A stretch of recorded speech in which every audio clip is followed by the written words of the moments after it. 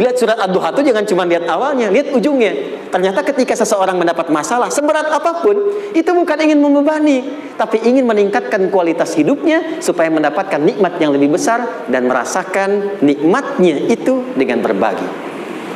Itu poinnya. Ini kalau sampai sini kita paham, dan kita beri nama misalnya dengan fikih ujian. Jadi kalau desain ujian ini sistematikanya kita pahami, maka tidak ada alasan untuk mengeluhkan persoalan. Jadi melihat masalah itu bukan sebagai beban, pada akhirnya melihatnya sebagai tangga untuk mencapai kebahagiaan. Jelas sampai sini? Baik, kalau sudah seperti ini, ingin punya masalah atau tidak ingin punya masalah? Tidak. Ingat ya, jadi kalau anak pulang bawa masalah, dilihatnya jangan beban. Oh, Allah ingin menaikkan kualitas pada anak saya, yang dengan itu menjadikan ia mendapatkan nikmat yang belum pernah didapati. Kalau rumah tangga sedang ada masalah, jangan banyak diperseterukan, tapi direnungkan sejenak. Oh, Allah ingin meningkatkan kualitas rumah tangga ini, sehingga kita bisa mendapatkan nikmat yang tidak pernah didapati sebelumnya. Makanya nikmat berumah tangga itu yang terbesar selalu bertambah ketika menyelesaikan masalah. Silahkan cek. Kalau sedang ada masalah berseteru kan, tapi setelah selesai kan jadi lebih nikmat ya. Ya, lebih senang lagi, lebih cair lagi, lebih bahagia lagi, lebih mendukung lagi. Ternyata ada nilai-nilai kebaikan yang tersimpan yang belum disadari sepenuhnya. Pertanyaannya, kadang-kadang mudah diucapkan tapi tidak mudah mempraktekkan. Bagaimana itu semua bisa ditempuh dengan baik sehingga ketika mengalaminya kita bisa tenang menghadapinya. Maka turunlah surah Al-Insyirah. Saya cepat.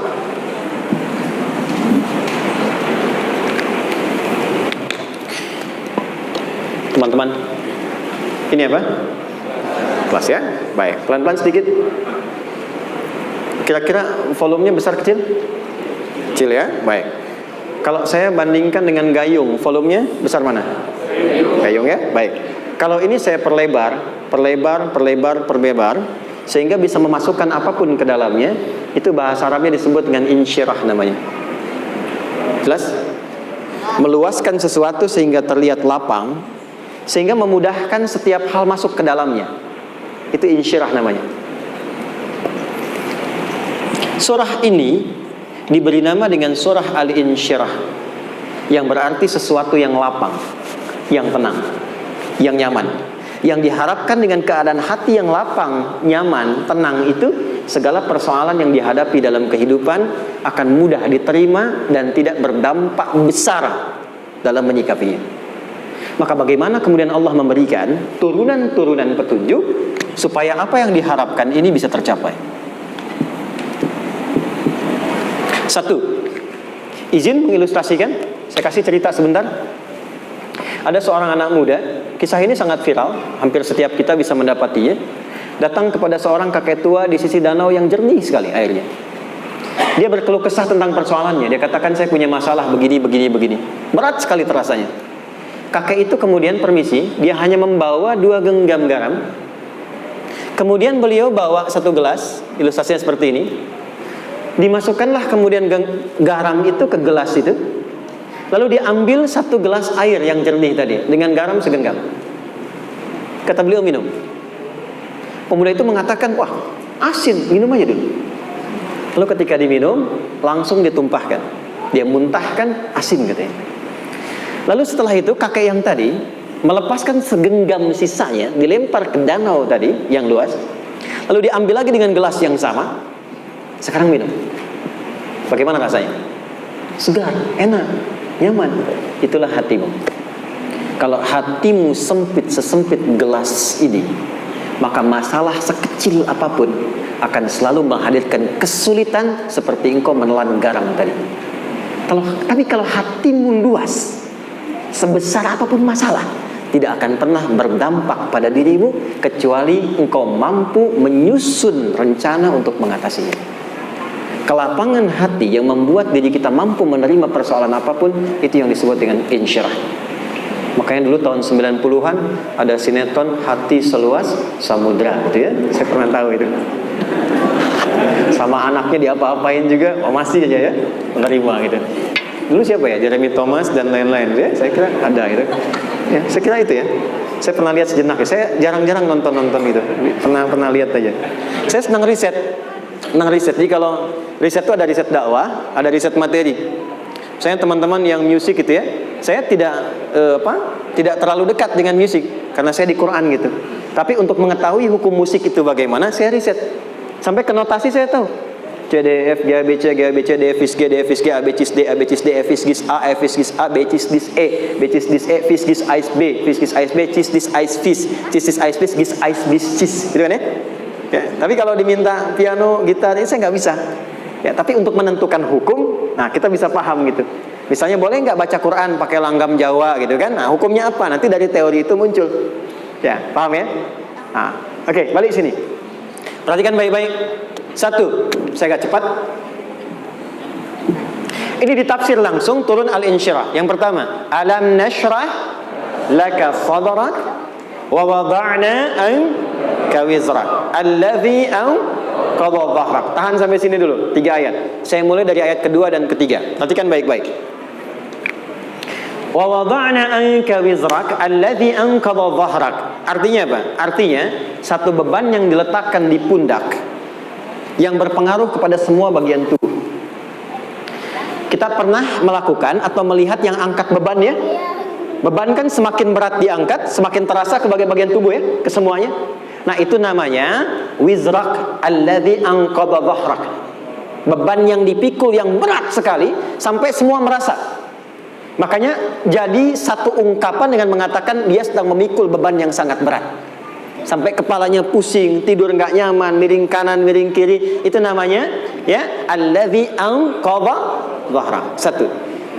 Saya percepat, akan ada satu masa dalam hidup setiap hamba merasakan satu persoalan yang seakan-akan beban berat yang dipikul sampai merasa kesulitan dari ujung kepala sampai ujung kaki.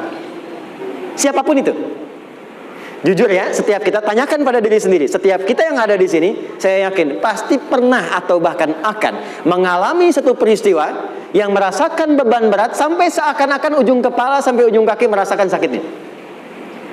Ada yang sudah mengalami atau bahkan nanti akan ada yang melalui. Perhatikan baik-baik. Teruskan ayatnya. Wa rafa'na laka. Perhatikan. Kalau ada yang sedang merasakan itu, yakinlah kata Allah, pada saat itu sesungguhnya Allah sedang mengangkat derajatnya dan meningkatkan kualitas hidupnya untuk mencapai sesuatu yang istimewa yang belum pernah diraihnya. Dari sini kita buat persamaan. Ujian, tadi kan, berbanding lurus dengan harapan, banding lurus dengan solusi nanti pada akhirnya. Fokus. Lulus di sini, insya Allah setiap persoalan akan lebih mudah untuk diatasi. Ujian, seberat apapun yang sedang kita alami, tidak akan pernah diberikan kepada kita oleh Allah, kecuali ternyata hikmahnya untuk mengabulkan harapan-harapan besar yang sebetulnya kita mintakan. Jujur ya, setiap kita kan sering punya permohonan ya, sering berdoa ya. Ya Allah minta ini, minta itu, minta ini, minta itu, gitu kan? Nah, cara Allah mengabulkan harapan kita itu, yang pertama, jalurnya lewat ujian. Karena semua kesuksesan itu, desain dasarnya adalah melewati ujian. Coba, anak-anak kita yang sedang sekolah itu, apa mungkin diwisuda dengan penuh kebahagiaan kalau nggak mengalami ujian? Hah? Lewat ujian dulu kan? Dia belajar dulu, ujian dulu, ngatasin soal dulu, lulus, baru wisuda. Apakah mungkin akan dapat IPK 4 yang diharapkan kalau tidak mengalami ujian? Belajar dulu, ya kan? Ada waktu, sempat dia bangun malam, siang, dan seterusnya belajar, keringat dan sebagainya, baru bahagia kan? Dan ternyata belajar itu untuk diwisuda. Sebab kalau kita tidak belajar, mustahil dapat wisuda. Kalau tidak lewat ujian, mustahil dapat ijazah. Karena ternyata harapan itu, hukum dasarnya dalam berkehidupan, bisa diraih dengan melewati ujian. Ini poinnya. Jadi mohon, kalau sedang mengalami sebuah peristiwa dan kita harus menghadapi itu, coba renungkan, sebetulnya pernah berdoa apa sampai kita mengalami itu, sehingga dengan jalan itulah sebetulnya Allah ingin mengabulkan harapan yang dulu pernah kita mintakan. Jelas? Oke, satu. Yuk turunkan rumus ya pelan-pelan. Quran surah kedua ayat 286. Ini kesini dulu, baru nanti kita balik lagi. 2 Al-Baqarah ayat 286. La yukallifullahu nafsan illa usaha. Tahan sampai sini. Lihat baik-baik. Hukum pertama. Allah tidak mungkin menguji seorang hamba di luar batas kemampuannya. Jadi kaidah yang pertama tadi, kalau kita sedang diuji, sebetulnya ada harapan dan doa yang pernah kita mohonkan dan Allah ingin mengabulkan itu. Jalan pertama adalah ujian. Tapi adilnya Allah, tidak akan pernah kita diuji kecuali sesuai dengan kemampuan kita. Jadi kalau nggak mampu, nggak mungkin diberikan ujian. Ingat ya, kalau tidak mampu, tidak mungkin diberikan ujian. Artinya harapan yang kita mohonkan pun akan sesuai dengan kemampuan kita. Jadi kalau kita minta sesuatu nggak mungkin bisa menggunakannya, nggak akan dikasih. Nah, balik ke sini untuk memberikan ketenangan kepada hati kita. Kalau sedang menerima persoalan, setelah kita mengatakan, oh ini mungkin ada harapan yang ingin saya dapatkan, jalannya lewat sini. Untuk memberikan ketenangan kepada hati, begitu persoalannya tiba, langsung katakan pada diri kita, saya pasti bisa menjalaninya. Mustahil saya diuji kalau nggak mampu menjalaninya. Itu bahasa singkatnya. Ingat ya? Kalau ingin mudah menyelesaikan persoalan, kata Quran, setiap ada ujian, langsung katakan pada hati kita, insya Allah bisa. Gak mungkin saya diuji kalau saya gak sanggup. Jelas? Dan tanamkan itu pada hati yang paling dalam. Ini gak mudah. Kalau cuma disimpan di pikiran, jadi beban. Tapi kalau Anda tanamkan dalam hati, seberat apapun masalahnya, pasti saya sanggup, pasti saya bisa. Pernah lihat dulu ada acara 90-an Benteng Hattori? Oke? Benteng Takeshi ya? Takeshi ya, gitu kan, artinya kan bisa jawab ya. Kita tahu Ninja Hattori mendaki gunung, lewati lembah, ya tahu ya. Son Goku, Songgohan, saya tahu itu. Son Goku, Kamehameha, Piccolo itu, yang nulisnya Suzuki Watanabe, saya tahu itu. Benteng Hattori, balik lagi ya. Benteng Takeshi ya. Puncaknya kan main pakai itu kan, pakai tank ya dan sebagainya. Tapi pernah ingat gak satu episodenya itu? Begitu akan bertarung, kan selalu ada motivator di sampingnya itu mengatakan, ayo kamu bisa, gitu kan? Dia nggak ngaji Quran tuh, kita punya ayatnya. Pernah nggak? Buka lagi ya dulu ya. Oke. Korea, kenapa bisa nyusul Jepang? Salah satunya, waktu Jepang itu maju, setiap di Korea itu ditanamkan dari mulai anak-anak TK-nya. Kita harus lebih daripada Jepang. Sejak anak-anaknya TK. Itu ditanamkan betul. Kita bisa, kita dari TK. Sehingga ketika di sana bikin Honda, sini Hyundai. Hyundai kan dibacanya Hyundai, ya kan? Sana Honda, sini Hyundai gitu. Di apapun yang dibuat Jepang, Korea harus lebih unggul. Itu ditanamkan dari awal. Bisa. Kita itu sekarang punya ayatnya. Jadi kalau sedang punya masalah seberat apapun, katakan pada diri kita, insya Allah bisa. Gak mungkin diuji kalau gak sanggup. Bisa insya Allah. Bisa. Kenapa mah? Bisa. Jelas? Oke. Sudah di situ teruskan. Lanjutkan. Warafa'na laka dzikra. Teruskan. Fa inna ma'al usri. Nah, ini poin terbesarnya. Fa inna ma'al usri yusra. Fa huruf yang menunjukkan sesuatu berlangsung dengan cepat. Inna di ilmu nahwunya berbunyi begini, di gramatikal bahasa Arab. Harfun nasbin wa taukidin. Tansibul isma wa tarfa'ul khabara. Mabniyun 'alal fathi la mahalla lahu min al-i'rabi. Paham? Tidak. Inna huruf yang digunakan untuk menguatkan informasi agar ditancapkan ke dalam hati sekuat-kuatnya dan jangan pernah ragu. Jadi kalau orang Arab itu nancapkan tongkat begini dan kuat, tidak goyah, itu nasab namanya. Nasabar rajula asahu fil ardi. Inna ini harfu nasab. Jadi kalau ada di Quran dibuka informasinya dengan inna, maksudnya begini, hei, tancapkan informasi dalam hatimu dengan kuat, jangan pernah ragu. Yakinkan pada dirimu. Apa yang harus diyakinkan? Ma'al usri yusra. Inna ma'al usri yusra. Usrun sama dengan yusrun. Mari ke sini. Oke. Apa artinya usrun? Sulit. Oke. Sulit itu ada dua. Ada sa'bun, ada usrun. Kalau kesulitan yang relatif, kata si A sulit, si B mudah, itu sa'bun namanya. Contoh, kata si fulan, bahasa Jepang susah. Padahal kata yang lain tidak. Saya ke Jepang, anak-anak kecil begini bisa bahasa Jepang gitu kan. Bagi mereka mudah gitu ya. Saking mudahnya gitu. Kata shiwa gitu. Anak-anak kecil, bagi mereka mudah, bagi kita belum tentu. Itu sa'bun. Innal lughatal yabaniyah sa'bah. Relatif. Tapi kalau kesulitan yang sifatnya mutlak, semua orang mengatakan sulit. Maaf, bawa mobil sulit atau mudah? Bukan mengendarai ya, bawa mobil, bawa. Sulit ya? Sulit ya? Baik, sepakat sulit semuanya. Nah, itu dalam bahasa Arab dikenal dengan usrun. Kesulitan yang semua sepakat bahwa itu susah. Sulit, semua sepakat. Dan ketika ada orang bicara, aku sedang punya masalah begini, semua mengatakan, wah itu nggak mudah, itu nggak mudah, itu usrun namanya. Lawannya, kemudahan yang relatif disebut sahlun. Tapi kemudahan yang semua sepakat bahwa itu mudah, itu yusrun namanya. Mengangkat spidol, semua mengatakan mudah, ringan, itu yusrun namanya. Perhatikan, Allah tidak memasangkan sa'bun dengan sahlun, tapi memasangkan usrun dengan yusrun.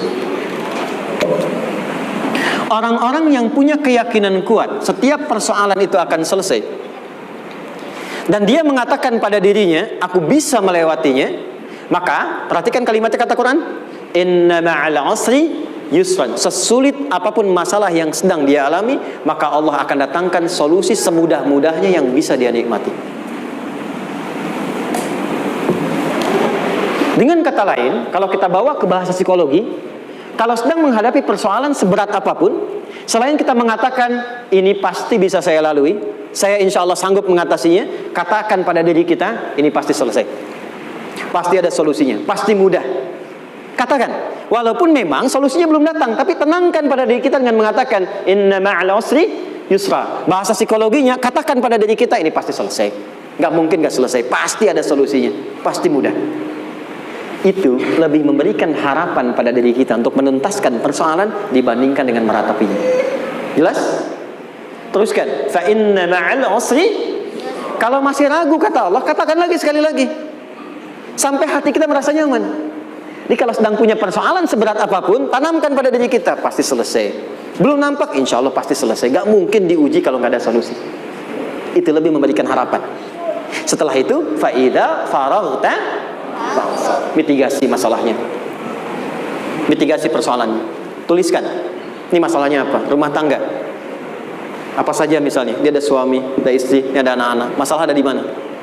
Kadang-kadang benangnya jadi kusut karena satu-satu nggak segera diselesaikan.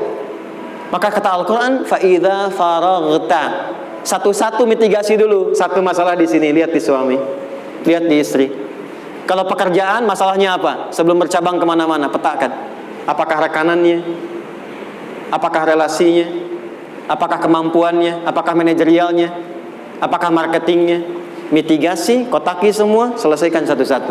Setelah itu, apa yang dilakukan? Wa ila rabbika, tawakal sepenuhnya kepada Allah untuk menentukan hasilnya. Tawakal itu yang paling mahal.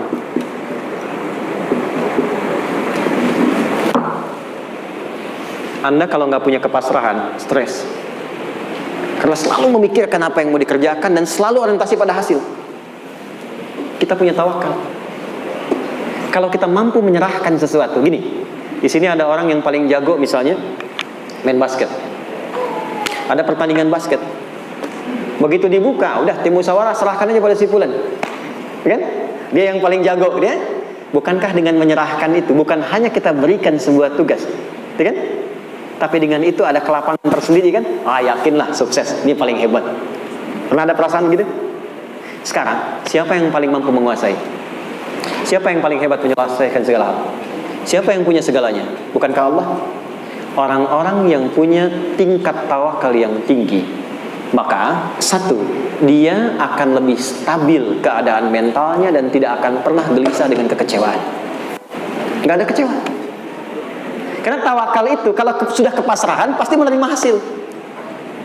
Kalau sudah tawakal, terserah Allah tetapkan apa saja. Mau dapat sekarang, dapat besok, dapat nanti. puncak yang paling tinggi, hei, tugasmu hanya berikhtiar semampu yang bisa dilakukan. Selanjutnya biarkan Allah menetapkan apa yang menjadi bagian dari maslahat kehidupan kita. Saya tutup. Cara Allah menjawab harapan kita ada 3. 1, memberi langsung apa yang kita mintakan. 2, menunda itu sampai kita siap menerimanya.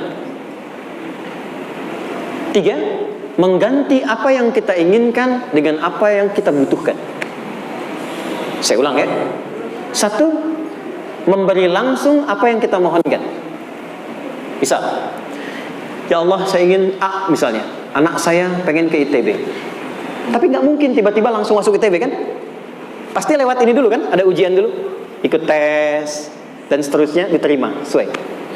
2, kadang menunda sesuatu sampai dia sanggup menjalaninya. Anda punya anak usia 5 tahun, pengen diberikan motor.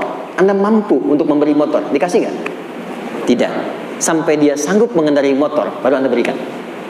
Terkadang ada yang kita minta sekarang tidak didapati sekarang, tapi ternyata tahun depan kita dapat. Kita harus sadar bahwa anugerah yang kita dapatkan tahun depan itu sebetulnya adalah hasil doa kita di tahun ini.